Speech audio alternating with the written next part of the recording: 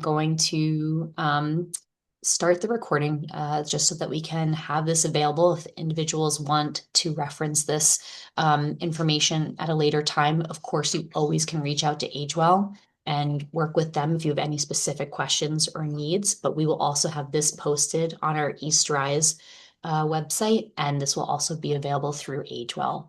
So good evening. I'm Stephanie Lascalzo. I'm the Financial Education Program Manager here at EastRise Credit Union. I'm so grateful that AgeWell is with us tonight to talk about Medicare and all the important things that that entails and to answer your questions. So as questions come up for you all, you may see at the bottom of your screen, there is a Q&A box, a little space. It looks like a little comic kind of blurb with a question mark in it. You are welcome to put your questions and thoughts there, and they will be answered both throughout the session and potentially even typed to you. So keep an eye on that space if you have a question that you want to ask Sharon or Caitlin from AgeWell, and they will be able to answer it. We will also be sharing some links in the chat. I'm going to share a space where you can find upcoming events for both EastRise and AgeWell, as there might be other events coming up in the near future that you'll be interested in. And so I will share the links to those event pages so that you all can join us. I think that is it for our housekeeping, and Caitlin and Sharon will let me know if not, but otherwise I want to hand it over to them so that they can introduce themselves as well as AgeWell and get this party started. So thanks again, everyone, for joining us. Great. Thank you for the introductions and housekeeping, Stephanie. And thanks everyone for joining us this evening. My name is Caitlin Morrison-Gillis. I'm a Care and Service Coordination Supervisor at AgeWell. AgeWell is one of 5 area agencies on aging. We serve the northwestern counties of Vermont, so that includes Addison, Chittenden, Franklin, and Grand Isle. We offer a number of services. Our most popular that most have heard about is probably Meals on Wheels, but we have other things like friendly visitor volunteers, case management, and our state health insurance assistance program, also known as SHIP. So this evening we have our SHIP coordinator, Sharon O'Neill, here to present about your Medicare options and how to get signed up for your coverage. So with that, I'll hand it over to Sharon. Evening, everyone. Thank you again for joining us. Thanks, Stephanie, for hosting, and Caitlin for leading our group here and helping to answer questions. I am the coordinator, Sharon O'Neill, at the State Health Insurance Program at AgeWell. So I work with Medicare beneficiaries with Caitlin and other staff, and there are, like Caitlin said, different things that AgeWell does. Our program talks about Medicare and the things that go along with Medicare, like Social Security, the different kinds of coverages that you can opt into, any kind of Medicare fraud and things to watch out for as you're going through the process. And then on the last screen, we have a resource page of popular websites and telephone numbers that you might need as you go forward. So we work with folks who are 65 and older. AgeWell generally works with folks who are 60 and older, but our Medicare program is also for disabled who have been on Social Security disability for at least 2 years. They automatically qualify for Medicare. So we also work with folks that are younger than 60 in our program.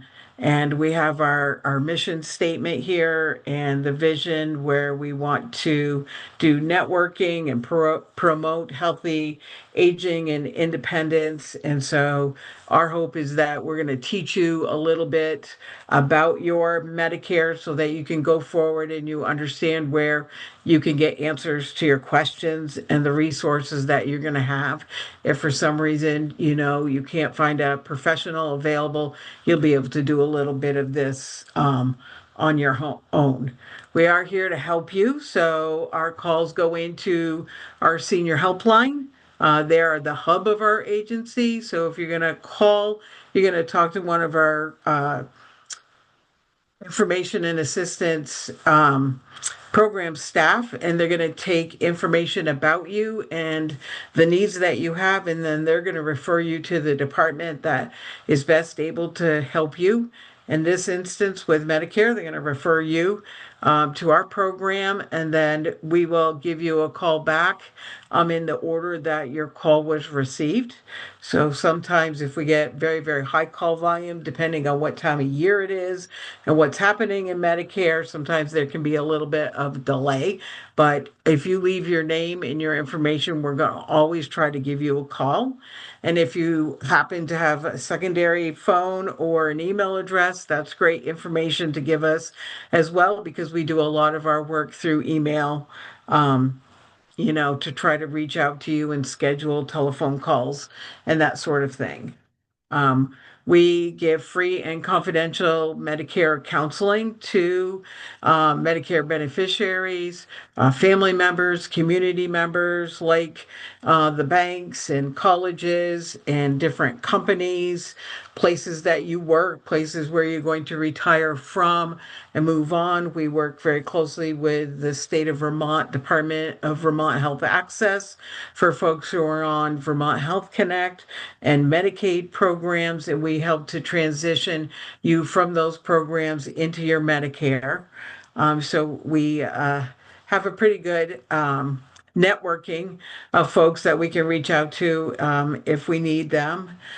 We do give Medicare classes such as this. We usually give one a month now during the daytime. And if you want to take that class, or if you know someone who is going to be new to Medicare and they want to sign up, you can call the helpline number that is listed on this screen. And again, they'll take your information. So without any further ado, I guess we'll get right into the nitty-gritty here. So we're going to start at the very beginning when you are Medicare eligible. And to find out if you're Medicare eligible, then the first thing that you should do is to either go to the Social Security website and create a login for yourself. And you can look at that information, your work record, whether you're eligible for your Social Security benefit or Medicare Part A or Part B. You could do the same thing if you are disabled and under 65, or you can call one of the local offices. We usually refer our folks to the Burlington office, but they can pull up your information anywhere, including the national number. We usually say our local offices because that's usually, more personable. They also know about our program and make referrals to us and or the state if needed. So you start with Social Security, and that's where you're going to sign up for your Medicare Part A and or your Part B. Sometimes you get those together or you could get those separately, but that's who determines if you're eligible for Medicare is Social Security. So if you have any question, what your eligibility is, if you should get Medicare Part A now or Medicare Part B, then those questions should go to Social Security. Once you know if you're eligible or not, that's when you're going to start making other decisions. And again, Social Security will decide if you are disabled and you've been on disability for up to 24 months, if you're going to get your A and B together. There are also some chronic health conditions, and those folks also qualify for Medicare. And each group can have different rules about when you apply and whether you're going to move on to, a drug plan, etc. So always start with Social Security. And then they coordinate all of your benefits with the Centers for Medicare Services, which is CMS. So that's Medicare. And then once you have that in place, then you're going to select the different coverages for yourself. Medicare is just for you. No two people have the same Medicare card or information. So you want to make sure that all the information that they have about you is correct. Even if you've lived in the same place for a long time, you want to go over your current address, your legal name, all of that information, because that's what's going to copy over to your Medicare card. And that's the information you're going to present to your doctors and different providers as you go forward. Social Security will also determine how much your Medicare premium is. So there usually is a premium for your Medicare Part B, that's the medical part. And if you are in a higher income bracket, then they may charge you a little bit more for that premium for a couple of years because they do a 2-year look back. And so they're going to tell you if you have to pay the the amount that is for this year, which is $185. If your premium is more than that, then you might want to call Social Security and find out what that is. It could be this IRMA. We call it the income related monthly adjustment amount, and that is where you would have to pay a bit more. Also, Social Security on their website, there is a link under their Medicare information where you can apply for a program called Extra Help or the Low Income Subsidy Program, and that's for low income folks. It is a federal program, so they will screen you to see if you might get help paying your prescription drug costs. So you can do that application. That is for each individual separately. You wouldn't do that for a couple, you would do that each yourself. And if you need a replacement Medicare card, you can do that online at socialsecurity.gov, or you can give them a call. They're not going to give you your Medicare number over the phone.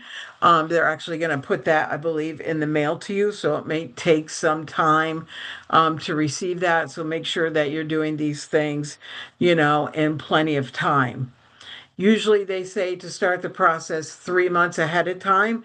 That's the time where you want to contact Social Security, if you're retiring or if you're approaching your 65th birthday.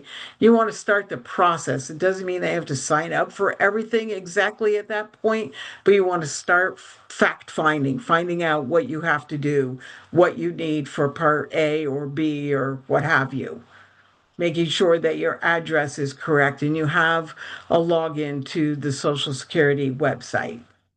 If you have any questions, you can call the national number that is listed here on the screen, or you can call our local office, and we do also have the website.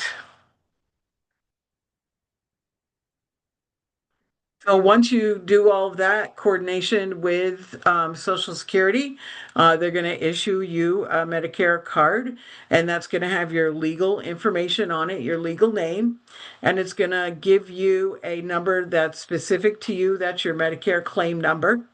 It's the same number all along. It used to be your Social Security number, and they don't do that anymore because this helps to fight fraud to give you a random number. But this is specific to you. No two people have the same number. And then it's going to tell you when you get your Medicare Part A and or your Medicare Part B. Those two things can happen at the same time. If you don't have any other coverage and you're turning 65, you're probably going to get your Part A and your Part B at the same time. And if you're over 65 and you're still employed and you're thinking about retiring, or if you have a date, probably you're going to get your Medicare Part A and B at different times. And again, Social Security can help you work all that out as well. It is a federal program, so it's good for everyone in every state. There really is no other option for health insurance once you reach 65, unless you have a group health plan based on you or your spouse's employment. Folks who are in Vermont Health Connect will also transition over to Medicare when they turn 65. So now you have your Medicare card, you have a number, you have effective dates, and now you're going to have some choices to make. And there are specific time period when you can make these choices, and you're going to choose whether you want what we call original Medicare or traditional Medicare. That's federal insurance companies. That's already your Medicare Part A and your Part B that you got from Social Security. And then you can add a separate Part D plan. That's drug coverage. So you enroll in that separately. And then you have the option of adding what we call a Medicare Medigap or supplemental plan. And that supplemental plan will cover the costs that Medicare Part A and B do not cover. So that's an important decision to make when you're new to Medicare because there are specific rules around when you can sign up for both the Part D and the supplemental coverage. And we're going to go into that a little bit deeper as we move forward.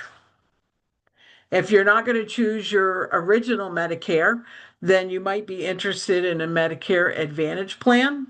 And those are private insurance companies that have to follow Medicare rules. They have to give the basic coverage, but they can offer more.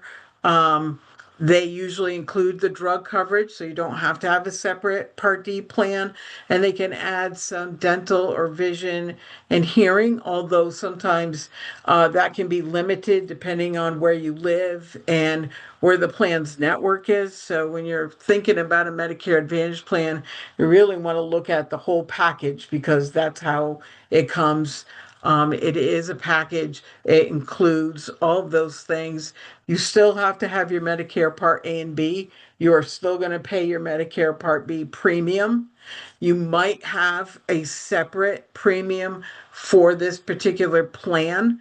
And there might be some co-pays or co-insurance, and we'll go into that a little bit more as we move forward. But those are going to be your first decisions, whether you're going with original Medicare or Medicare Advantage plan. We also refer to the Medicare and Jew handbook, and I know I have my screen a little bit muted, but Caitlin, are you going to put the link in the she's going to list the link here to the Medicare.gov. That's the official Medicare website. And you can download a Medicare and You handbook directly from the site because that is also a federal program and everyone has the same rules to begin with. And it is in sections. So there's a section about being new to Medicare. There's a section about drug coverage. There's a section about Medigap. So if you have questions, you really can go to that particular section in the book and try to find a little bit more information about it, versus thinking that this is, it can be very overwhelming and we understand that. So we try to break that down for you into little steps. Okay. So you got your original Medicare, Medicare Advantage plan.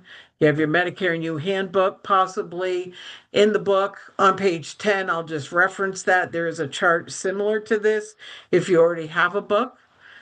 We do have some books at our offices for this year. So if you don't have a book and you're going to be new to Medicare, or if you've already been on Medicare and you don't have it, you can call our helpline and give them your name and your mailing address, and they will mail you a copy. We have some that will go till to the end of the year. And I'm not sure what our supply is going to look like next year. We may not have them to pass out, but for this year, you can certainly grab a book and reference that, just like this PowerPoint. So we have original Medicare. We're going to break down the costs of that original Medicare. Part A is the hospital coverage. So Part B is medical. And Part D is separate prescription drug coverage. And that might also include a increased premium if you're in a higher income bracket, also referred to the IRMA there. And then you have the option, you don't have to choose a Medigap.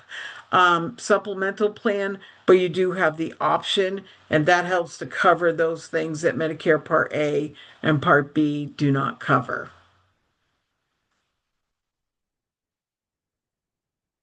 So for 2025, these are some of the costs. These costs change every year. Generally, they're going to go up a little bit. And usually you pay no monthly premium for your Part A. That's really based on the number of work quarters that you put into Social Security. If you put in 40 work quarters, then your Medicare Part A should be free. There are some groups of folks that don't pay into their Social Security benefit. They're the folks that might have a Part A premium, but that is not the norm. Okay. There is a deductible. That is an amount that you're going to pay if you enter the hospital, and that's for a 60-day period. So, an example might be that something happens, you have surgery, you go into the hospital, you're there for a few days, and then you come home and you're home for a 60-day period, and unfortunately something else happens, you have to go back again, it is possible that you're going to have to pay this deductible more than one time. That's one of the fees that the Medigap would cover if you choose to have additional insurance other than just your Medicare Part A and B. Also, Medicare usually pays 80% and you pay the remaining 20%. Your Medigap would pick up that 20%. We call it a co-insurance. So it's a portion of what Medicare doesn't cover that's left over for you. Your hospital insurance covers your hospital stay. Any kind of skilled nursing. So if you had to go to for rehab, for a hip surgery or knee surgery or what have you, it would pay towards that. And then any home care or hospice. Okay. And those things are all coordinated within the Medicare system. Medicare Part B, that is your medical coverage. And the monthly amount for that is going to be $185 for anyone that doesn't have real high income. And we're talking, $100,000, etc. Those folks are going to pay that IRMA, and that premium might go up, depending on what that income bracket is that you fall into. After 2 years, that bracket you can have less. Usually as you retire, your income is going to decrease, so that IRMA could go away. But again, Social Security will determine that for you. Medicare Part B also has a yearly deductible. That's a one-time of year fee that you're going to pay just maybe at the beginning of the year when you go to your first appointment or whatever. You're going to have to assume that $257. Most Medigap plans do not pick that part up, so you would have to pay that in addition to the Part B premium, and then the premium for your Medigap plan if you chose one. Okay. The 20% coinsurance would be picked up by that Medigap plan. And or if it's an Advantage plan, you're going to see how much of the deductible you would have to pay, or they might assign you a different amount or a copay that you would have to pay instead of the 20% coinsurance. Okay. Part B pays for doctor services, lab tests, x-rays, all those things that happen, when you go to the doctors, medical supplies, including diabetic supplies, and any kind of outpatient services should fall under your Medicare Part B. So if you go to the hospital, and you have to have, an infusion or an injection or some other procedure, that's going to fall underneath your Medicare Part B. Unfortunately, traditional Medicare does not routinely cover the things you see here. The main things that we hear about are hearing, dental, vision, appointments, etc. Regular Medicare does not generally pay for those things unless it's really associated with a specific medical condition.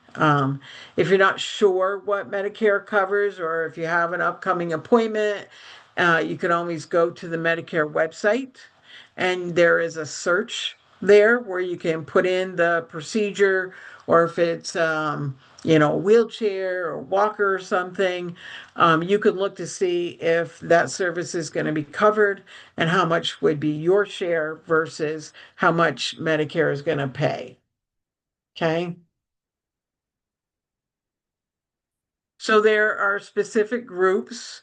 Um, of folks that go into Medicare at different times. And so the first group we're going to talk about is folks who have employer group health coverage. So that's means yourself or your spouse is still going to work past 65 and they're holding insurance. These are some of the rules that you're going to follow. And one is you're going to figure out who pays first. So Medicare can be primary or secondary. Your employer group health plan can be primary or secondary, or you might, just delay getting your Medicare Part B because you have coverage through your employer. So one of the rules, and again, there's a section in the Medicare New Handbook that has some of these same examples. And it says if you're 65 or older and covered by your employer group health plan. So if you're covered and you have insurance with your employer, because you and or your spouse are continuing to work past 65, you may delay your Medicare Part B if that employer has 20 or more employees. Okay. If you're on Medicare due to disability, the employer group health plan must have 100 or more employees. So there are very specific rules if you are going to continue your employment past age 65. Lots of folks now are going to wait until they reach full Social Security age, and then you're going to decide to retire, etc. Sometimes people lose coverage and they don't anticipate that ahead of time. So it's really good to know where the resources are, where you can get quick information. Your Medicare New Handbook, Medicare.gov, and folks like ourselves probably are going to be some of your best resources for Medicare rules. Okay. And everything that happens to you is based on a rule in Medicare. So that's where we go to find out, what happens if this happens to you. The doctor's going to fill out paperwork, and that claim has a rule that connects to it, and that will tell you how much you have to pay or how much your Medicare is going to pay. So it's really good to have those resources. You have special enrollment periods depending on what's happening to you and where you are in this process. So a special enrollment period is a time where, depending on what's happening to you, you can enroll in different parts of Medicare without penalty. Okay. So there's a special enrollment period for Part B. So if you're over 65, you're going to continue to work and you're going to delay your Medicare Part B. Once you choose that, you can enroll in Part B without penalty for 8 months after your employment ends. Okay, so that's a really important thing to understand when you're reaching that retirement age, or your spouse is getting close to retirement, to figure out what's going to happen. Some employers will continue to have some kind of retiree plans. You should look into that. Most of the time, those are better than traditional Medicare, because they create those plans based on what you had before for insurance. So they still are going to usually cover a little bit more than traditional Medicare and a Medigap. Or you choose that you might want to, or you might have to have Medicare Part A and B because your employer does not offer you any kind of retirement coverage, and you're going to get your Medicare Part A and B and then choose a Medigap. Remember that each thing that you're looking at has a specific enrollment period. If you miss that enrollment period that's specific to your circumstance, you may have to wait until another time during the year, and that is January to March of each year. We call that the general enrollment period. Those folks who didn't make decisions and sign up for different parts of Medicare when they were first eligible can sign up at that time for your Medicare Part A and B. You might have a penalty if that's your situation because you didn't sign up and there's been a time lapse in coverage. They're going to assess a penalty, and unfortunately, that penalty is with you as you go forward in your Medicare. So super important to make sure that when all this starts to happen, they really paying attention or doing some fact finding as to what you need to do for your situation. There is that late enrollment penalty. That's a 10% increase in the Part B premium. So it's the Part B premium plus a specific amount, and that's counted in a 12-month period. So it might be if you have to wait that you're going to have to pay up to a full 12 months of penalty, and that amount would be in addition to that Part B premium. We have a lot of questions sometimes about health savings account. If you want to know the ultimate answer, we always say to go to the Internal Revenues Service because it is a tax law about health savings accounts.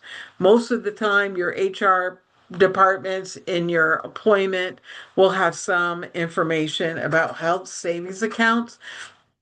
But generally speaking, you should stop those 6 months ahead of enrolling in your Medicare.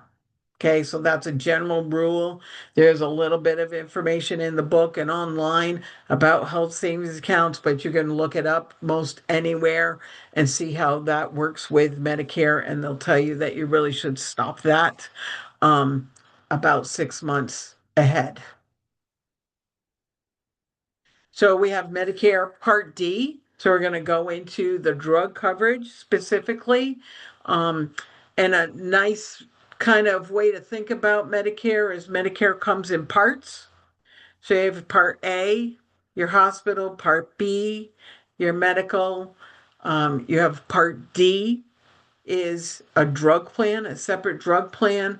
And then we're going to talk more about Medicare Advantage plans, but Medicare Advantage plans are considered Part C. So you have Part A, B, C, and D. If you're talking about a specific Medigap, it comes in a plan. It doesn't have to be a part of Medicare, it's optional. So the things that you really need to look at are parts of Medicare before you pick anything else. So there are special enrollment periods for Medicare Part D, the drug coverage. And if you're turning 65, then you have a 3-month period before that date that you turn 65, and that's the first of the month that you turn 65. So no matter when your birthday is during the month, your Medicare, any Medicare, always starts on the first of the month. Okay, so it's 3 months before you start searching, you start looking to make sure you got your Medicare card, and then you can enroll in specific drug plans the month before you want it to start. So in this example, your Medicare starts May 1st. You're going to enroll in a drug plan April 1st for a May 1st effective date. Okay. And then, if that was your employment and your employment ends on a specific day and your Medicare Part B starts on a specific day after that, that's when you're going to want the drug coverage to start as well. Okay. It's always the first of the month after you do an enrollment. Another really, really important time to remember in Medicare as you're going forward is the annual enrollment period. So that's a period of time in the fall where everyone who is on Medicare Part D and or Advantage plans should review their coverage. Whether you like it or you don't, whether you're going to stay, you're going to leave, the company might leave, the prices might go up. This is the time of year that you really want to take a hard look at what's happening with Medicare and drug plans, Advantage plans, and that information that you're going to look at during this time period is for the 1st of January and all of the next year. So this year in October, on the 15th, open enrollment will start. That's the day that you can start making any changes. And that period of time goes till December 7th. That means on December 8th, if you have forgotten what's going to go on, or if you haven't made a choice, that might be too late. So you want to mark it on your calendars, put it in your phone, whatever you need to do to remember this time period. And then you're going to reach out to your current drug plan. You're going to watch for mail that's coming from your drug plan or your Advantage plan, and you're going to look to see, they should tell you if there's any changes. But things always happen. Sometimes you don't get the mail, or maybe you missed it and you didn't open it and ended up in the garbage, etc. You're still going to be responsible for what happens. So you want to take a very, very good look at your current coverage and see if at all that's going to change. I don't think there's ever been a year that they don't change somewhat. Deductibles go up, premiums go up or down, plans leave Medicare, and that forces you to choose a new plan. And your situation may change. You might have a qualifying event, something might have happened, and now you have to make other choices, etc. You definitely want to take a look. You look at the mail that you get. You can contact the current plan that you're in, or you can go to Medicare.gov. Medicare.gov, you can create a login for yourself once you have a Medicare number, and that's going to give you a lot of the information about what plans you have, what are the costs of those plans, do they cover your medications and things. And then the only other time other than open enrollment to do that is if you have a special enrollment period. And that is if you have a special circumstance. Maybe your income is low. Maybe you had a qualifying event and you left your employer, or you qualify for an assistance program like Medicaid or something. There are specific time periods that fall under special enrollment periods where you might be able to make a change. Don't count on that. Really do it October 15th to December 7th, no matter what. So if you're new to Medicare this year and the months before October, you're going to probably enroll in a drug plan or an Advantage plan after you get your Medicare, and then you're going to do it again during the annual open enrollment period. You're going to look at that plan and see how it's changing for the next year. They put the new plans for the new year on the website generally October 1st. You can't make the change till October 15th. And if we're helping you, we don't make appointments ahead of time because we don't know what our call volume is going to do. You would have to give us a call, get on our list. And sometimes we fill up pretty quickly because we are a small group of people. And 1-800 Medicare does the same thing. So you can learn how to do it on your own. You can call us, you can call 1-800. Sometimes we have family members who really get good at this process and they help, etc.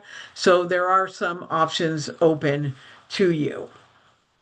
If you don't do anything, chances are you're going to have a late enrollment penalty, and we don't really want to see anyone with a late enrollment penalty. Okay. There are times when if you don't have coverage, you really need to look. You don't want to go more than 63 days without credible coverage, because you might be assessed that penalty. So important to really find out the rules, find out what your situation is. Your situation could be very straightforward, and you wouldn't have to worry about the late enrollment penalty or what your circumstance specifically is. You might enroll when you're 65, you get it all done within that period of time, and you're good until October. Okay.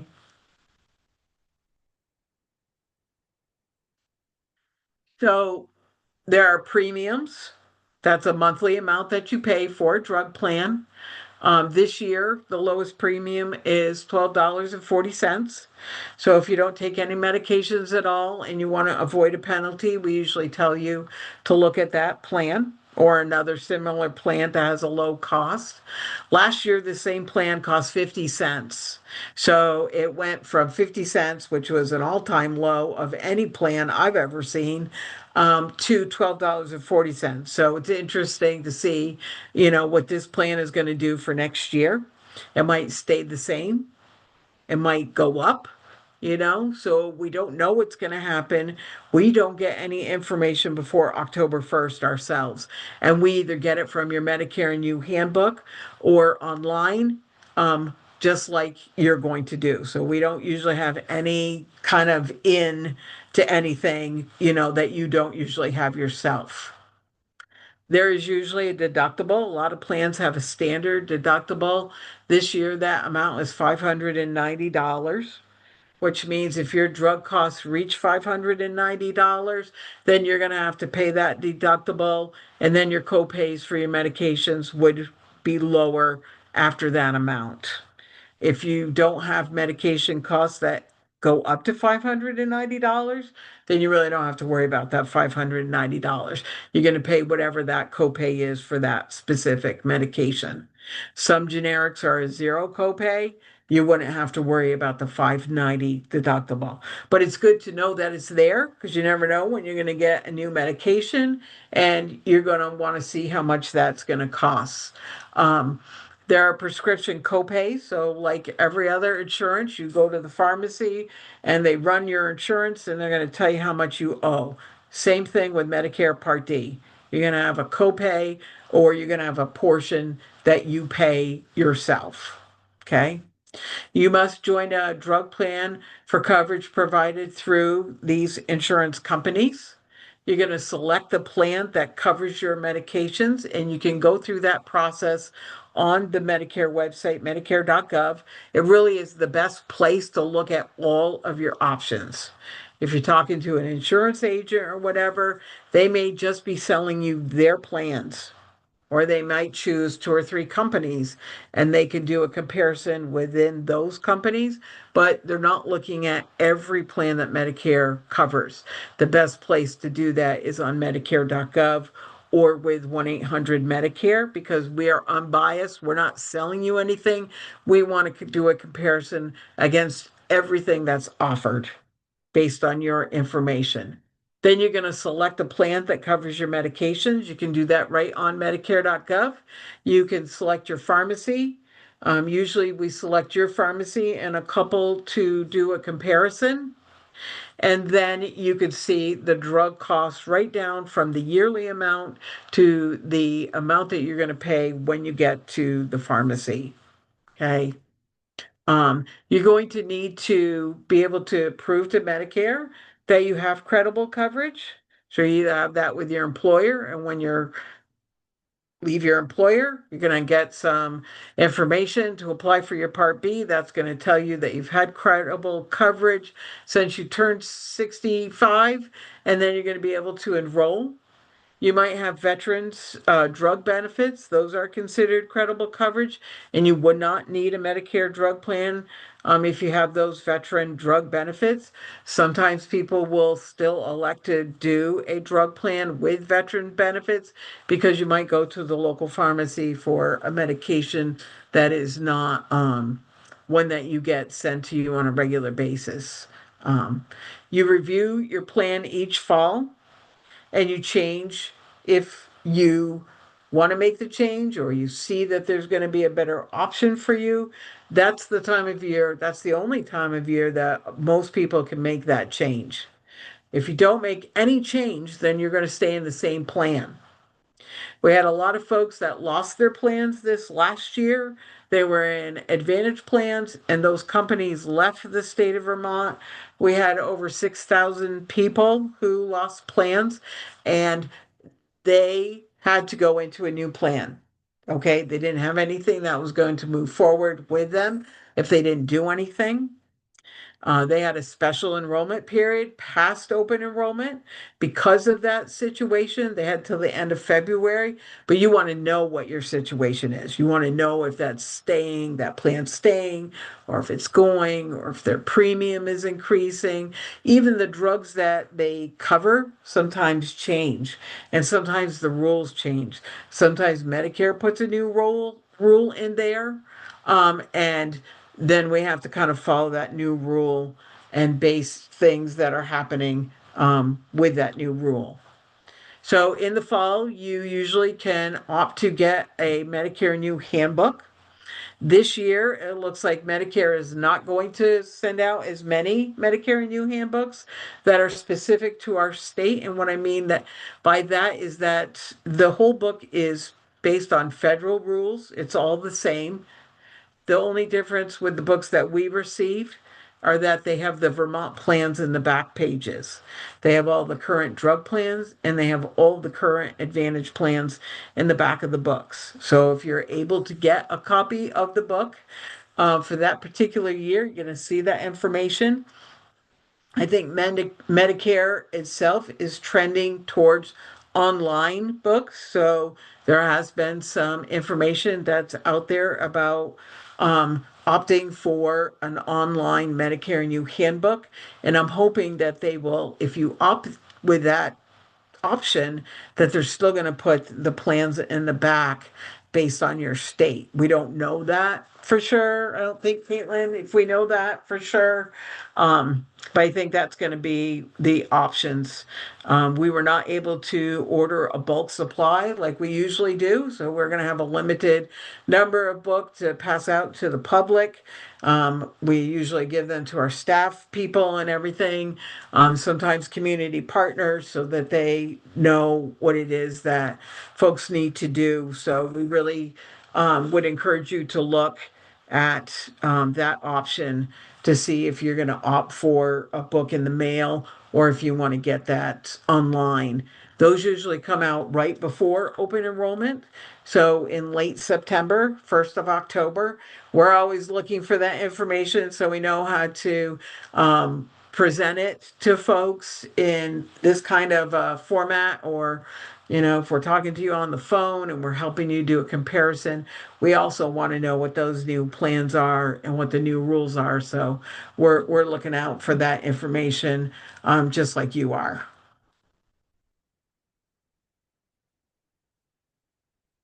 So if you postpone getting a Medicare drug plan, we don't encourage you to do that. Even if you don't take medications, and I know you don't want to pay a premium for nothing, but it really is to avoid this penalty. As you age and you go forward, you might not be able to enroll at the time where you actually need medication. Um, if you wait, then you are going to be assessed a penalty, and that penalty accrues based on the number of months that you were without coverage. So you can, if you don't enroll, for 5 years, you're going to have 5 years times this formula, and that is going to be added to a premium that you're currently going to pay. So it's a regular premium in addition to this penalty if you don't enroll when you're supposed to. So most people who don't take medications, or maybe even have a couple, will generally choose one of the cheaper plans to avoid a penalty.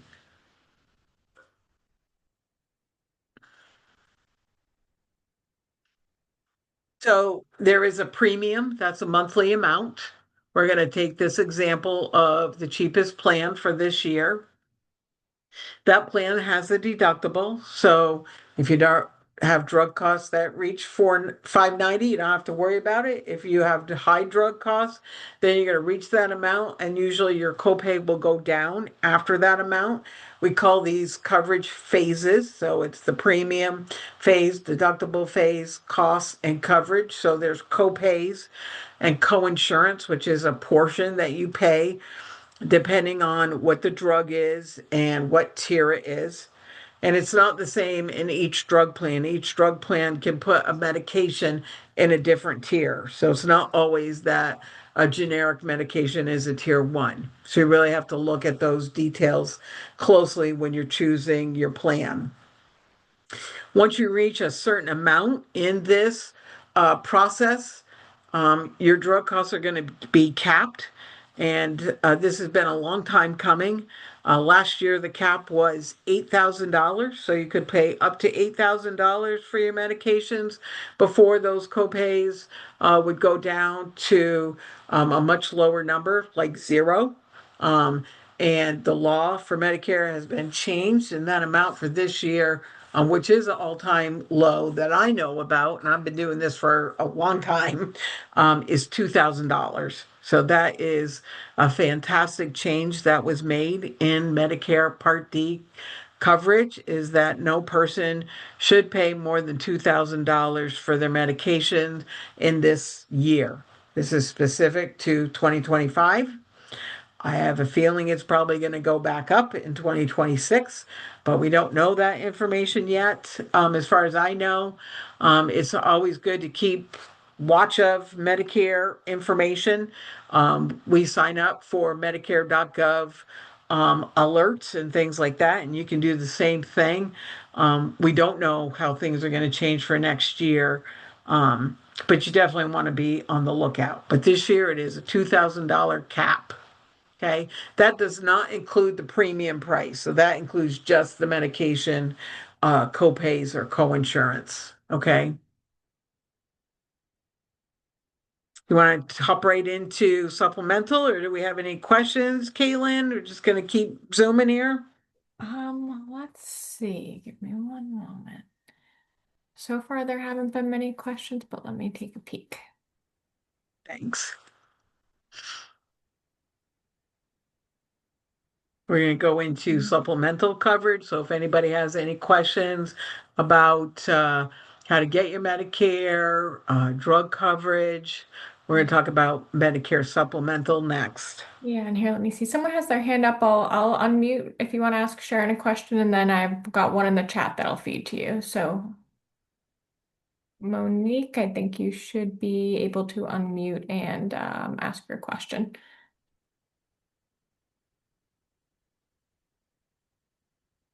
Looks like you're still, it says that you've got your microphone off.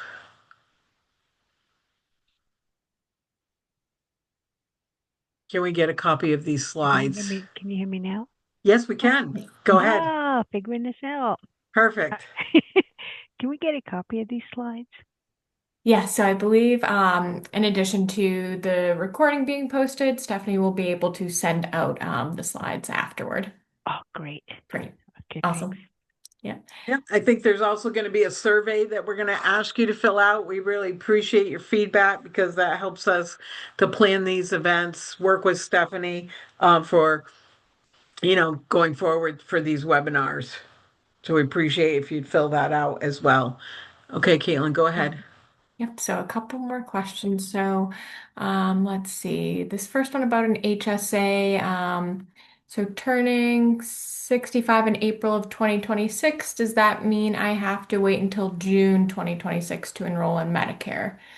So the answer to that is not necessarily. If you stop contributing to your HSA, a little bit before 6 months before April of 2026, there should not be a tax penalty. I would suggest,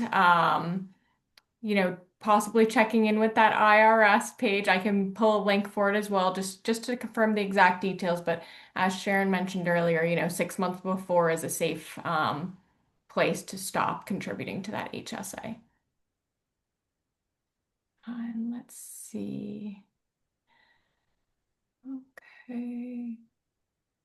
Okay, and so if it's an employer contributing to that HSA, I would consult with them.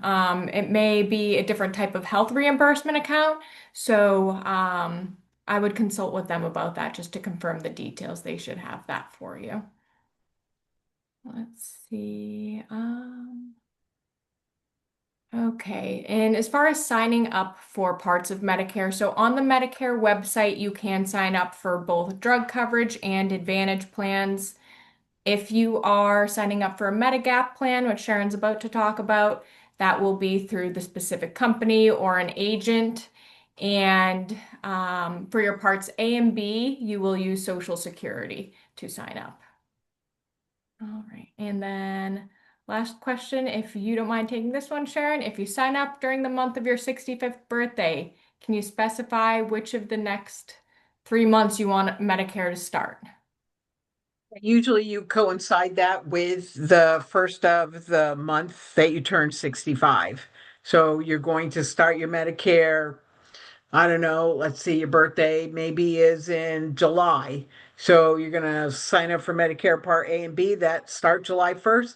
And then in June, you're going to sign up for a drug plan or a Medigap or an Advantage plan in June that also starts the 1st of July. So usually you want those things to coincide. You know, you could go to the outside of July is the month of your birthday, so you have 3 months after as well. So you could do July, August, September, at the latest October.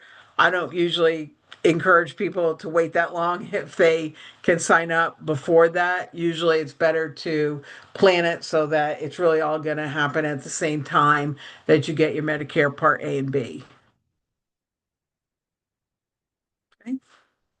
All right, thanks for those questions. Always nice to get a little bit of feedback.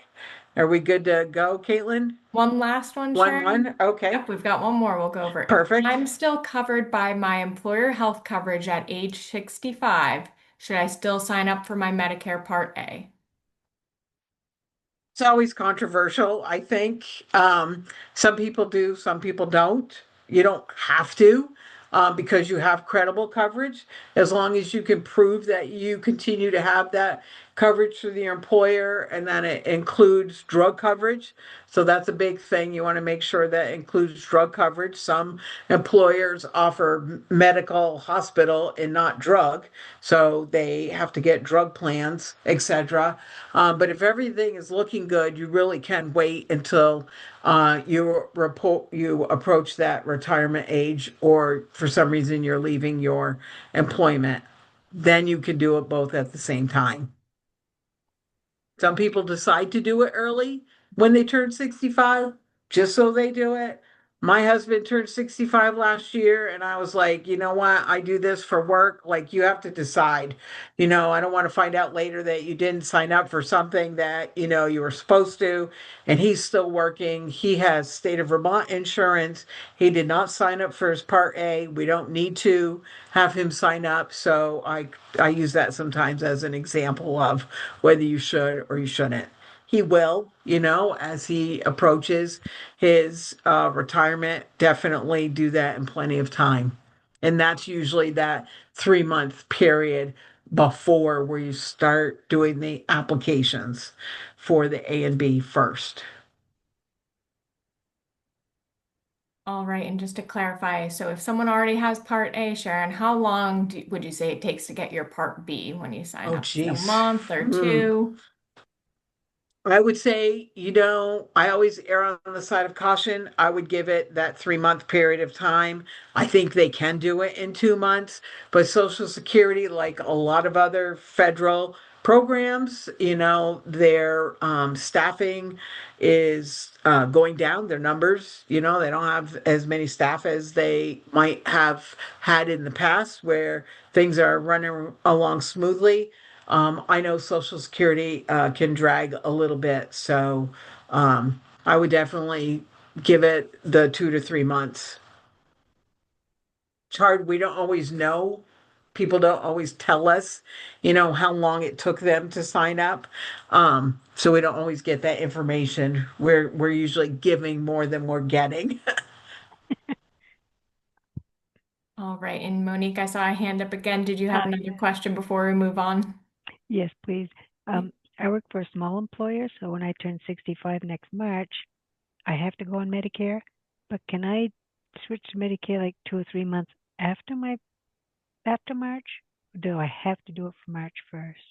You don't have to do it for March 1st. And it depends on if you have 20 or more There's fewer employees. than 20. There's only 12, Right, so you would have to get your Medicare, I believe, will be primary, and you will have to get that ahead of time. but it doesn't have to start March 1st, or I could do April 1st or May 1st. mean, you could? Go Yeah, ahead, it's still Caitlin. yeah, that is within your initial enrollment period. So as long as you're signing up within the 3 months before you turn 65, that month or the 3 months after, you should be within Medicare's rules for getting signed up. Okay. Thank you very much. You're welcome. We're going to go forward here and talk about Medicare supplemental or Medigap. And remember, this is the option that you have with traditional Medicare. So you have your A and your B. You're already paying your Part B premium. You now have a separate Medicare Part D drug plan, and then you're going to choose to add a Medigap. Medigap plans have their own rules. And this is probably one of the hardest things for people to understand is that they have their own rules and they're not part of the rules of drug coverage or advantage plans. Okay. So when you're brand new to Medicare, it's really important because you have a initial enrollment period to sign up for a Medigap plan, and that is within the first 6 months of having your Medicare Part B. So whether you're working or you're brand new to Medicare because you're turning 65, you have a guaranteed issue right. So we call it the GI right for 6 months when you're new to Medicare. Okay. And that is the best time to get a plan because you might not be able to get it later. They can raise your price and they can actually refuse you because of pre-existing medical conditions if you wait longer than this 6 month period. Okay. So you definitely want to look at whether you're going to get a Medigap or if you're going to go the Advantage Plan way. The Medigaps are designed to fill the gaps of the Medicare Part A and B, that 20% coinsurance, that hospital deductible. Those are the things that it's going to cover. And it's kind of like I tell people, it's like having car insurance or house insurance. You want to think about what might happen and what you want coverage for. So you're going to pick a Medigap plan to help pay the costs if something happens. That's a larger monthly amount. It's an extra premium, and that premium ranges anywhere between 180 and $250 a month. And it's going to be most of the time is going to be your secondary payer. So Medicare is going to be first, your Medigap is going to be second, and you won't have to pay those bills except for that little Part B deductible of 257 we talked about earlier. Okay. You're going to call the insurance company directly to enroll. Okay, we don't do enrollments in Medigap plans. We can show you where the information is. We can go over the rules, etc., and answer general questions about that. So you're going to call the insurance company directly. There's some insurance companies that you can call directly, and then others will refer you to an insurance agent that sells that particular plan. You're going to get a lot of mail when you're getting new to Medicare. You're approaching that date, and you're going to look at it, and you're not going to know if you should reply or not. I just did a little session with a small group of folks, and someone was new to Medicare, and they brought me, I think it's a pink folded postcard, and it starts talking about Medicare information. And I'm actually turning 65 next year, so I'll divulge that information. And I actually got the same postcard, so I knew exactly what it was, and I looked at it, and on the back side, I think in very, very small writing at the very bottom of that postcard, it said, "This is not a government solicitation. This is not related to Medicare. This is going to, if you fill this out, you're probably going to contact an insurance agent and they're going to try to sell you a plan."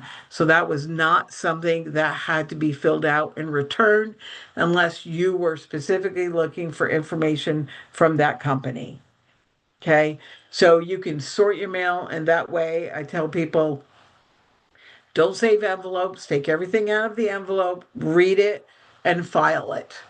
especially if you're getting close to that Medicare eligibility. You're going to want to look at your mail. And during open enrollment or prior to open enrollment, you're going to look for information that's coming specifically from the plan you're already in. You'll probably get other mail, but if it's about things that you already have an enrollment in, that's what you really want to pay attention to. Okay. So call the insurance, you pay the deductible, Medicare is going to pay 80%, and your Medigap will pick up the remaining 20% in most situations. I think, Monique, if you have a new question, we're going to wait a little bit here so I can get through the supplemental, and then we'll stop and answer questions about supplemental if that's okay. Does that sound good with you, Caitlin? Sounds good to me. Yep. Yeah, so I'll continue and then we can address the questions for this. So Medicare supplemental plans, um, Plan A through N are the plans available to you for everyone in any state. They can choose Plan A through N. You're going to see here that we've added to this chart the amounts that each plan pays.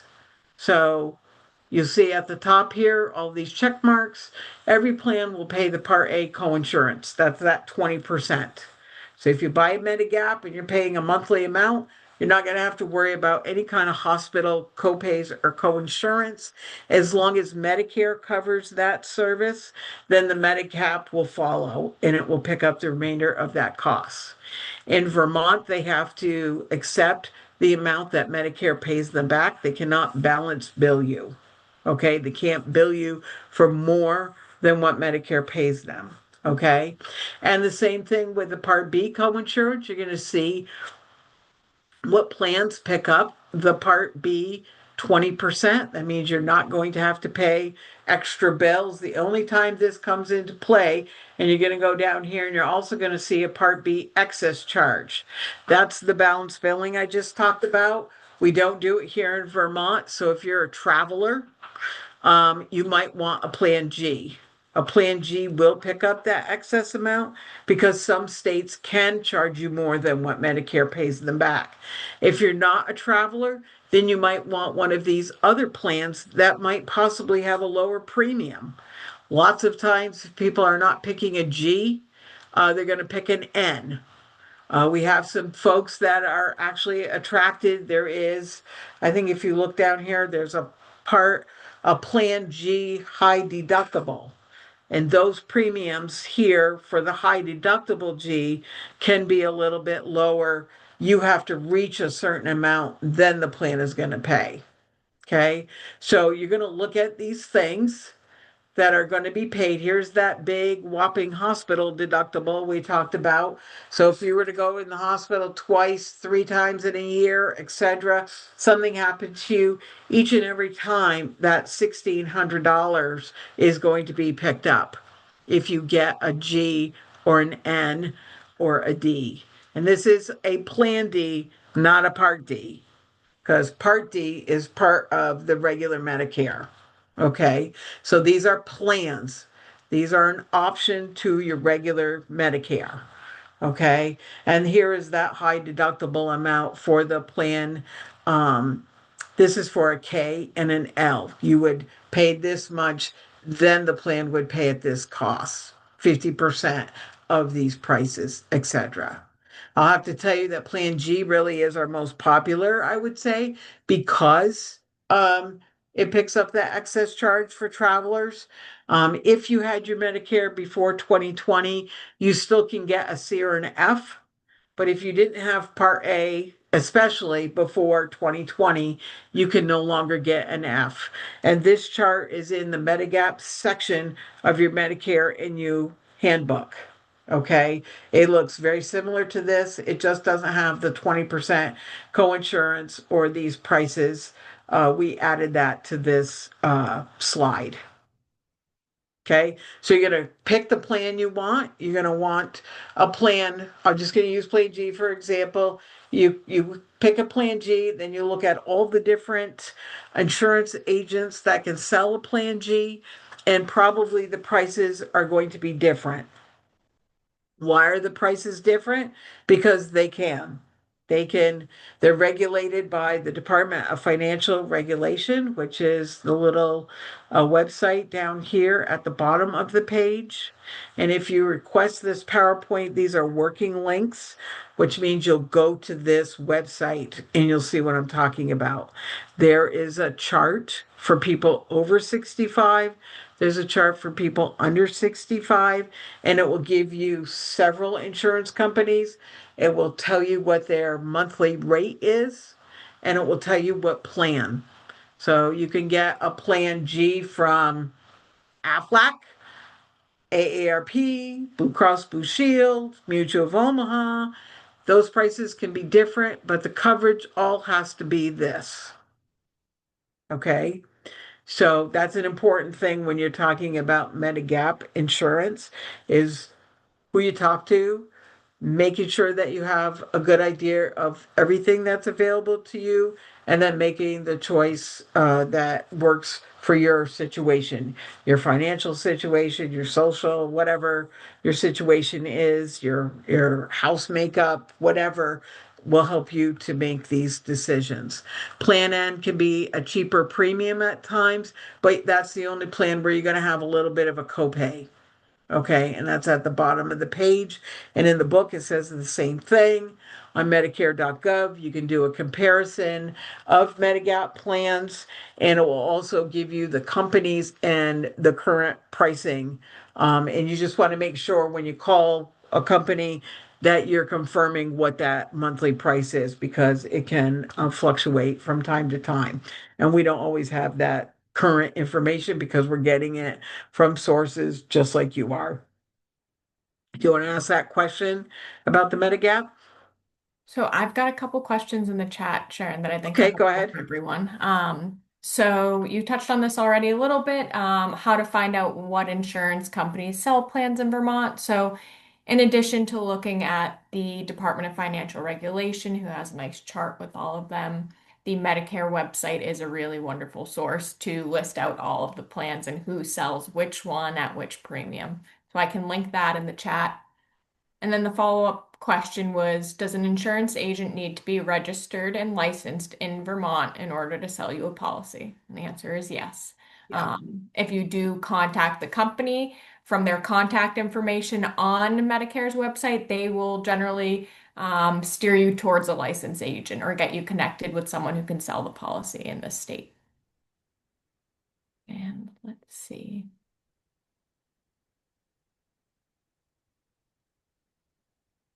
All right, I think, let's see. I have a question in Give a the, recent question in the chat here. okay, yeah, Yeah.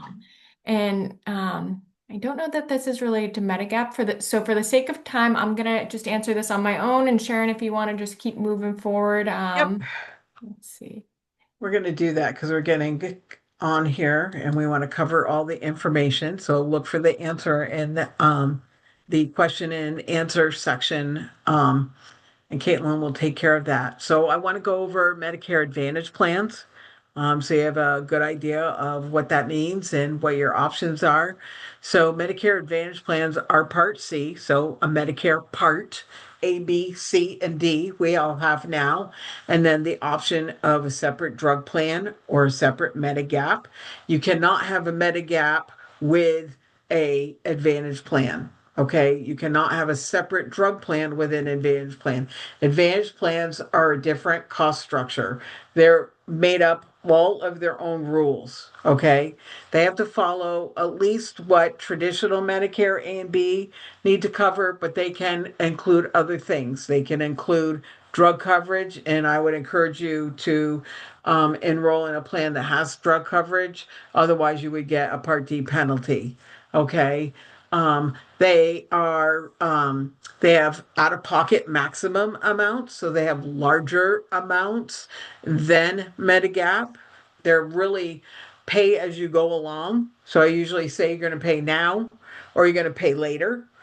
Pay now is a Medigap, pay later can be an Advantage plan because you're going to pay as you um, use the services of your providers, your doctors, your specialists, your um, dentist or vision if they have those kinds of extra coverages, but there are exclusions. There are things they don't cover.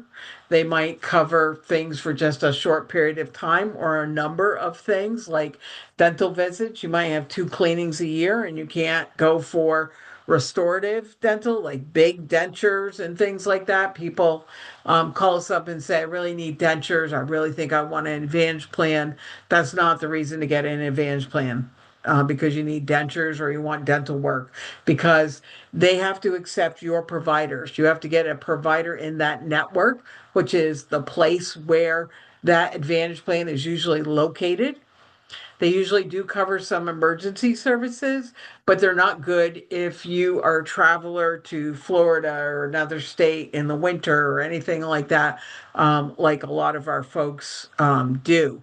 Advantage plans really they can cost less, so they're good for people who cannot afford a Medigap plan, so that they might have some coverage in an extreme situation. Their out-of-pocket limits can be anywhere from 5,000. We've seen them out of network to 10,000. So it's crucial to understand what the cost of that particular company and plan is, that is out there. Okay, we had all MVP plans left last year, so all those people need to pick new plans. We had more Advantage plans last year than we do this year. In Vermont, we're a very rural state, so oftentimes your doctor can be out of the network. That could cost you more, or you might have to still pay out of pocket. Some Advantage plans don't cover the 20% coinsurance, so that would be important to understand the things that it does cover at what copays. So you might have a primary care doctor copay of $25.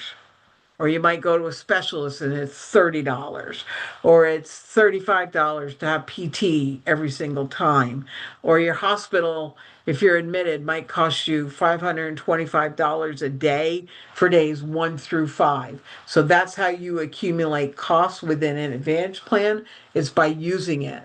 So some people go into Advantage plans to save money because they're healthy, but you want to remember that Medigap rule of you can only enroll during a certain time period. If you try an Advantage plan for a year and you don't like it, you can go back to a Medigap. That is a special one-time Advantage plan rule. I don't know a lot of people that have used that, but it is available. You would have to go through, I think, 1-800 Medicare to manage that if you wanted to change. Um, but remember that these costs are very specific to that particular plan and what they cover and the doctors that are within their network. You can usually go online. They usually have a website from Medicare.gov where you can put in your providers. That's really handy to do that ahead of time. If you're thinking about a Medicare Advantage plan, is to check ahead before enrolling.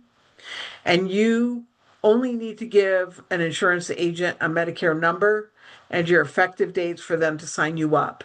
Okay, so you don't want to give that information out until you know exactly what it's going to be used for. If you're signing up and you're enrolling in something, then you are going to need to give it. Okay.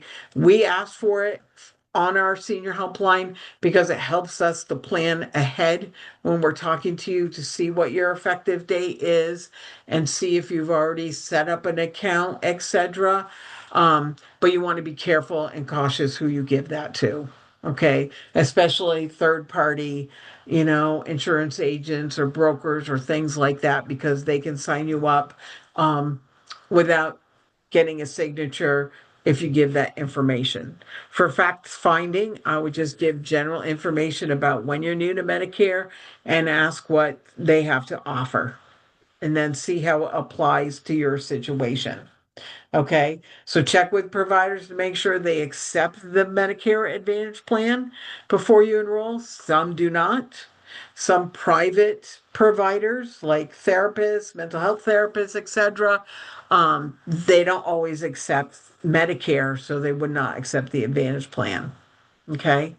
And Medicare supplemental insurance does not work with Advantage plans, but you can actually view the extras. You can view drug coverage on Medicare.gov with an Advantage plan. You can choose drug plans or Advantage plans or Medigap plans when you're doing comparisons on Medicare.gov as many times as you want to.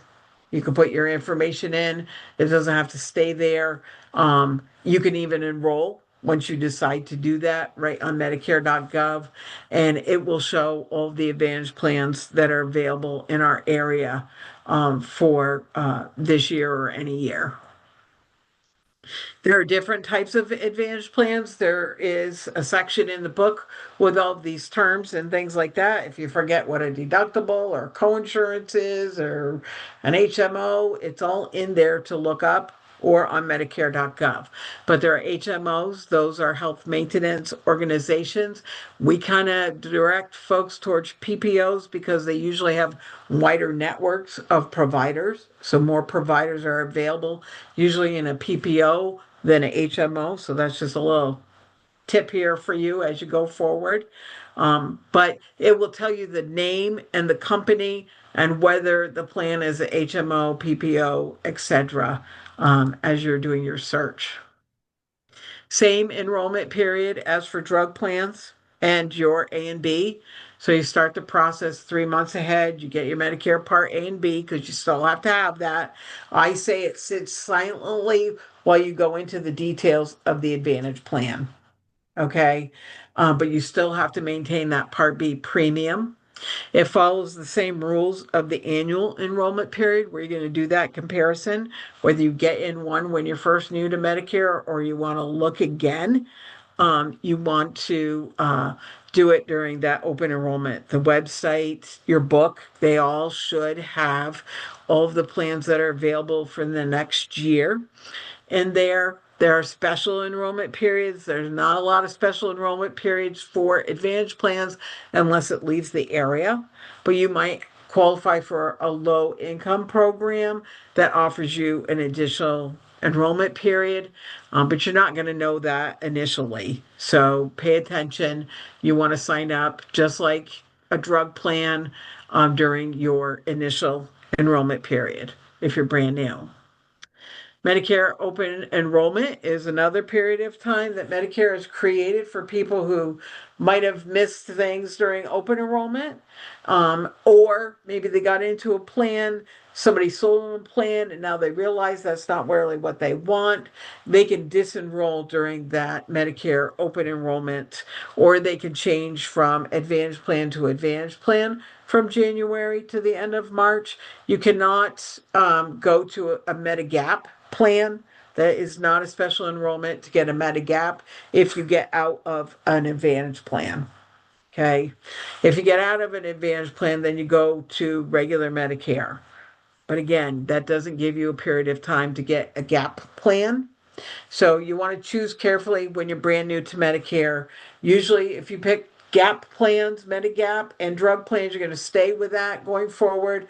And if you choose Medicare Advantage plan, you're probably more apt to stay with an Advantage plan. Here's this trial period that I just talked about.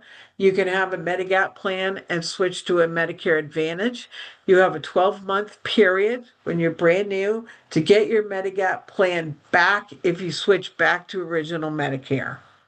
So if you try it for 8 months and you decide you don't like it, you can go to a Medigap at that time. But that is only a 12-month period. Okay, it's not the day after the 12-month period. Medicare isn't going to listen to any of that. They're going to refer right back to this rule. Okay. This is kind of a diagram of some of the ways that you can get Medicare that we talked about. You can do this original Medicare with the hospital, the medical, the separate Part D, and then it says good coverage, less expensive, premiums are less predictable, and the money depends on how you use it. Okay, lower costs, higher risks. So this one doesn't have a Medigap plan with it. It's just A and B and a drug plan. That means you're going to be charged the 20% coinsurance that Medicare doesn't pick up. They pay 80%. You're going to pay it with this option one. Okay. You're not going to have a secondary. And this is okay. You will not have a penalty with this situation. Okay. You get A, B, and a drug plan, you're good to go. If you want an advantage plan, which are these private plans, you're still going to have your A and B. It's going to include drugs. It can include a few extras, and it can be good coverage. It can be less expensive. There might not be a premium, but you might have to pay a maximum amount if something serious happens to you. That's the drawback here, is that that amount can be anywhere from 5,000 to 10,000 depending on the network of providers that you're using. It can be lower or medium cost, but it has a little bit of a risk to it. Okay, so that's option two. And option three is original Medicare. So it's just like option one, only you're going to add a Medigap plan because you want that full coverage. Okay, you don't want to have to worry about a lot of medical bills. This option is going to give you that. It's full, predictable coverage. Okay, you pay a little higher a monthly amount for it every single month, but then it's less worry if you have a lot of medical expenses. It's going to pick up and it stays with you. It usually stays with you ongoing for life. You stay in the same company, you stay in the same plan, because there's only that one time that you can guarantee to get in, and that's when you're new to Medicare. So most people either choose this option or this option, option two or three. There are some people with low income and things like that that might have, a Medicaid that works. They wouldn't need necessarily a Medigap plan, so they might be in this option one. So this is kind of laid out, tells you kind of where your risks are, that kind of thing, and it puts all of the things that we have talked about together. And Sharon, I'll jump in real quick. Just we had a question here. I know we're starting to run a little short on time. We are close to the end, don't worry.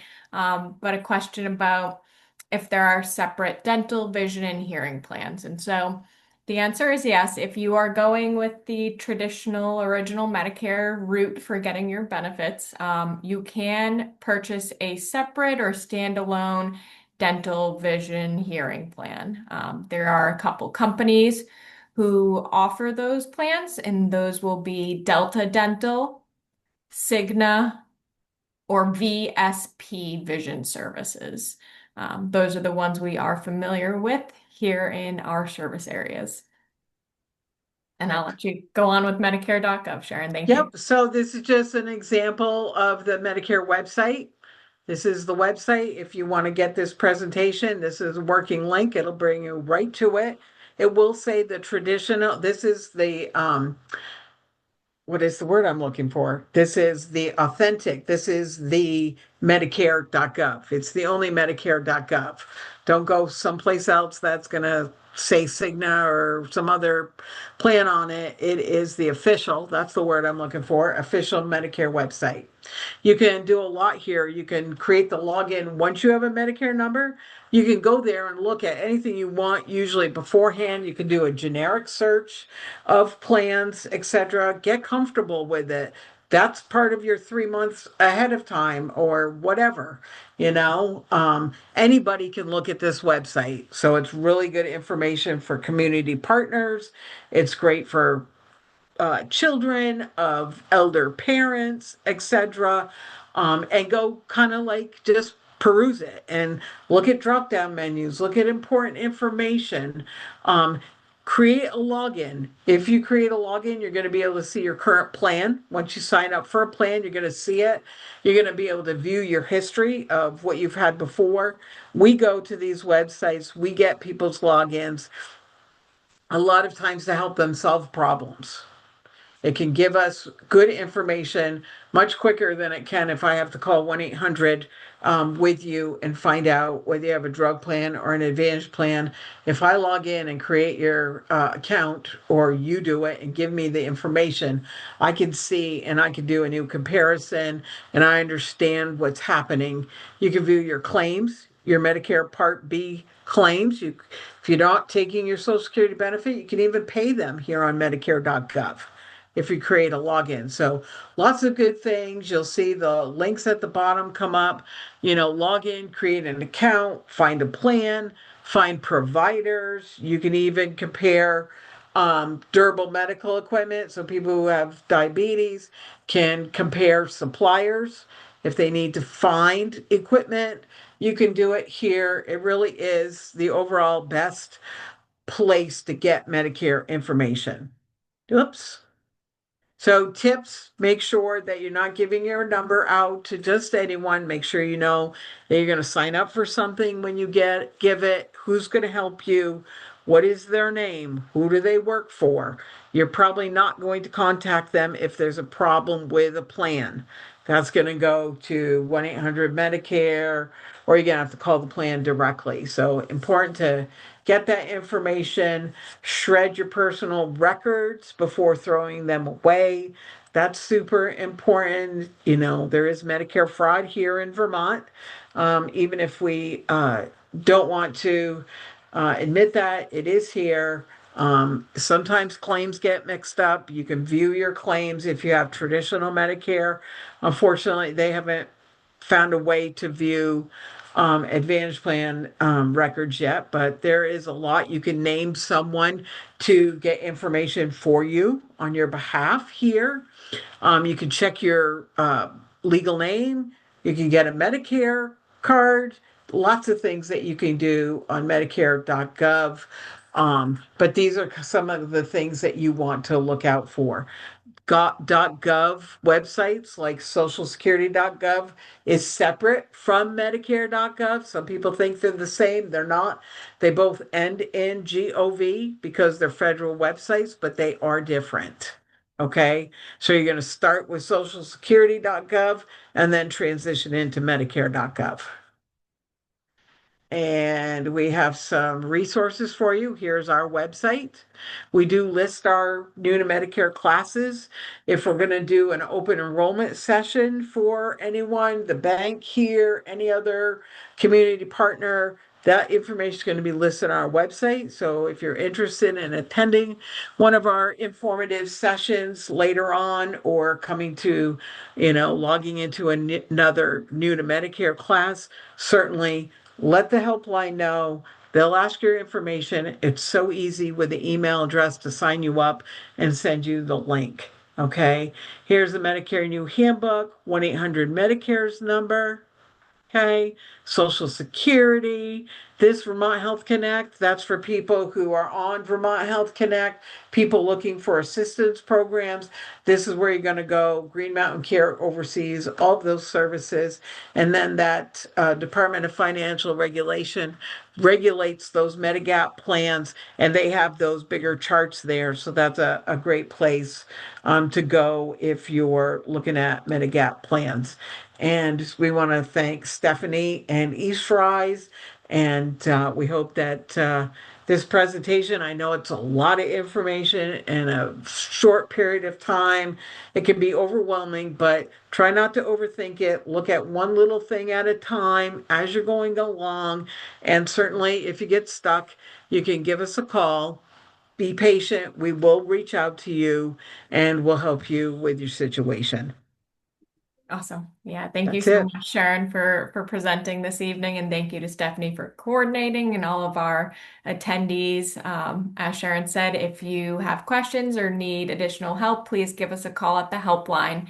But otherwise, have a wonderful evening, everyone. Thank you so much for your time. Yes, our pleasure. Take care.